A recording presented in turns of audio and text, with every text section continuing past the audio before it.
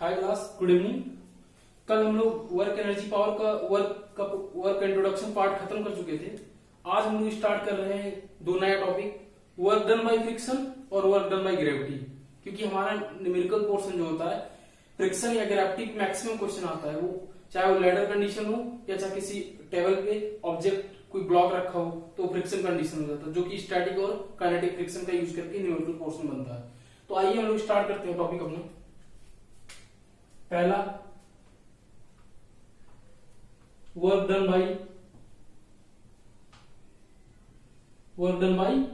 Gravity.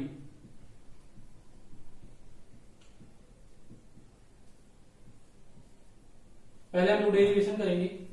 तो suppose कोई block है जिसकी मास m है, किसी इंक्लाइन प्लेन पे वो मूव कर रहा है, इंक्लिनेशन अगर एंगल थीटा है, तो हम लोग अभी देखते हैं एक्स और वाई कंपोनेंट में अगर वो मूव कर रहा है तो उसका डेरिवेशन, उसको work done by gravity work निकालने की कोशिश करेंगे। देखते हैं।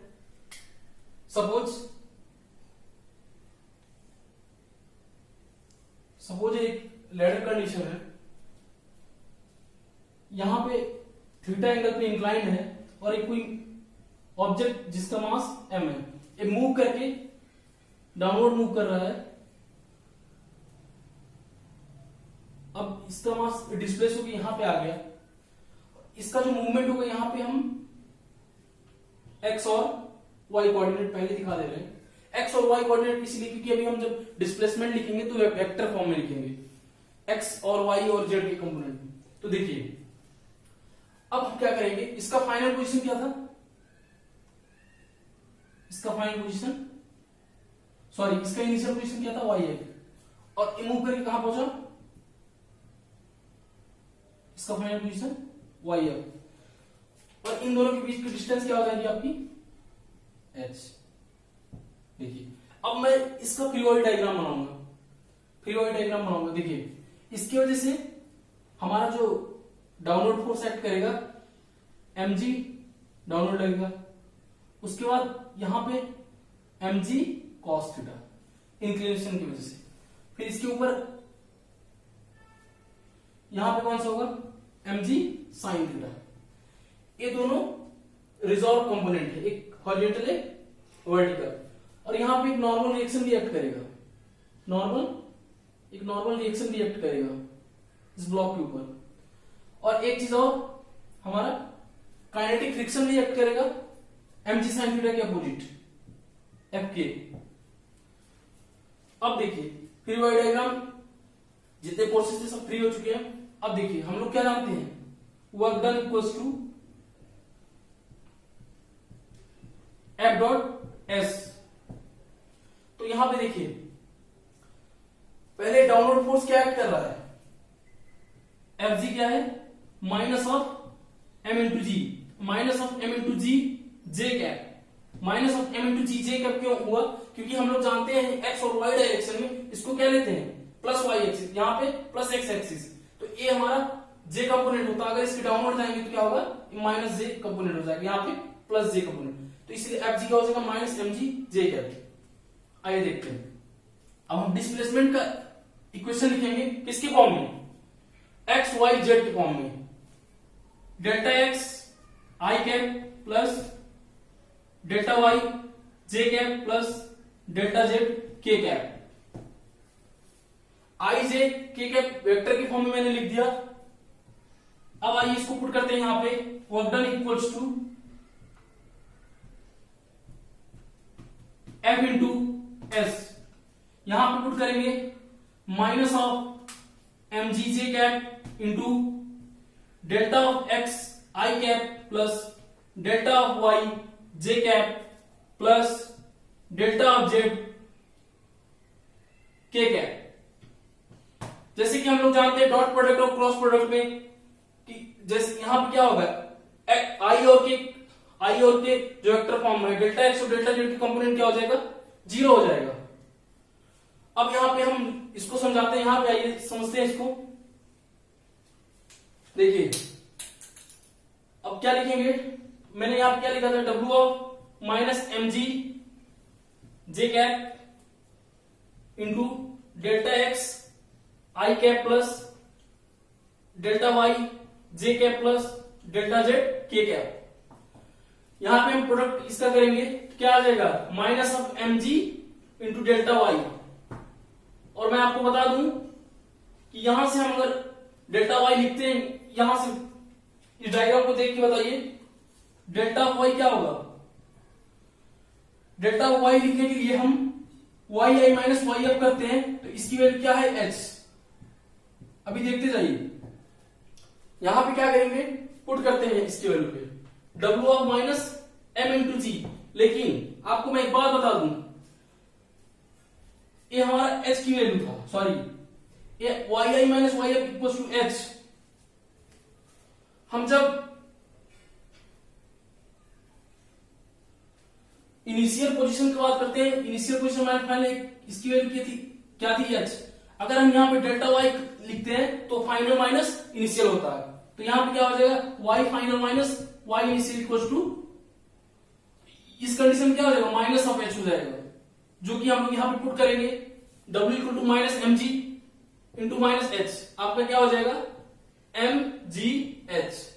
वर्क डन बाय ग्रेविटी क्या हो जाता है, M G H.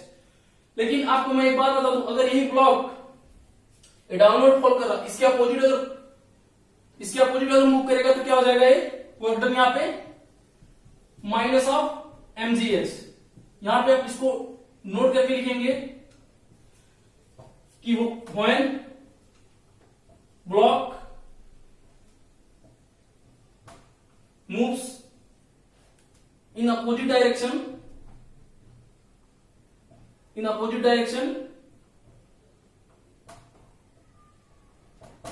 then work done equals to minus of mgh। और आपको एक चीज और बता दूं, यहां पे वर्क डन बाय ग्रेविटी की कंडीशन में वर्क डन किस पे डिपेंड कर रहा है, इनिशियल और फाइनल पोजीशन पे, मींस एच पे। तो इसका आप ये भी लिख सकते हैं, आपको डिक्टेट कर दे रहा हूं कि work done depends on the initial and final position. और अगला एक केस आता है जो कि बहुत इंपॉर्टेंट है ऑब्जेक्टिव क्वेश्चन के लिए, वर्क डन बाय या क्लोज कर means zero because initial position और फाइनल पोजीशन सेम होता है, इसलिए हमारा यहां पे delta Y final minus Y initial क्या हो जाएगा, जीरो। सेम हो जाएगा इनिशियल फाइनल पोजीशन, तो वहां पे जीरो हो जाएगा। हम लोग जैसे थर्मोडायनेमिक्स में तो पता है कि वर्क और हीट क्या होता है, पाथ फंक्शन, वर्क और हीट पाथ फंक्शन होता है। लेकिन वर्क डन बाय ग्रेविटी इस कंडीशन में क्या होगा, क्वेश्चन जब सॉल्व करते जाएंगे तो ये सब चीज बहुत ध्यान देने वाली है।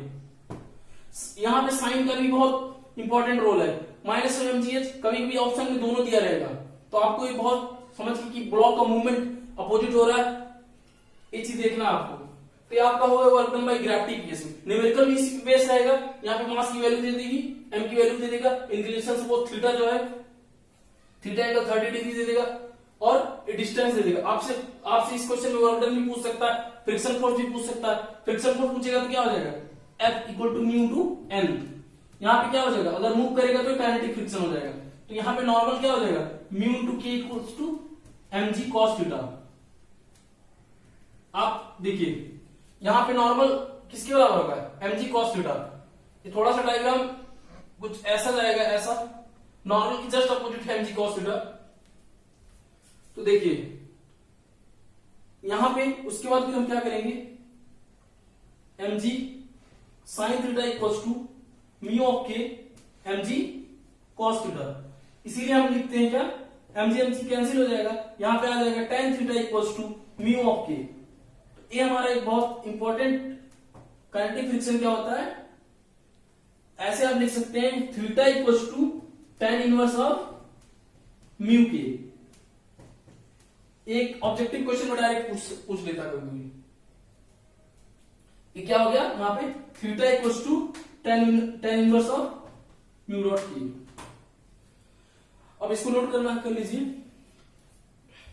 मैंने जो भी बताया आपको इन दोनों का यूज करके आपको क्या आ जाता है, यहां से theta equals to tan inverse of mu of K. कभी कभी आपको डायरेक्टली काइनेटिक फ्रिक्शन की वैल्यू देता है और थीटा पूछ लेता है।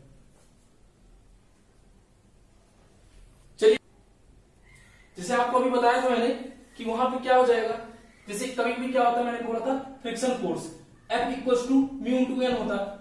मैं फिर से इसलिए बता रहा हूं कि हो सकता है आपको दिख ना रहा हो, इसलिए F equal to mu into N. तो यहां से उस डायग्राम से क्या हो जाएगा, applied force mg sin theta की इक्वल था और म्यू नॉर्मल फोर्स किसके था, mg cos थीटा। तो यहां से mg कैंसिल हो जाएगा, तो क्या आ जाता है हमारा tan theta equal to mu of k means kinetic friction. अब यहां से एक बहुत इंपॉर्टेंट कंक्लूजन मिलता है, theta equal to tan inverse of mu K. Objective question में डायरेक्ट आता है, इसके एंगल ऑफ इंक्लिनेशन थीटा निकालेंगे तो इस कॉन्सेप्ट का यूज करेंगे। आइए अब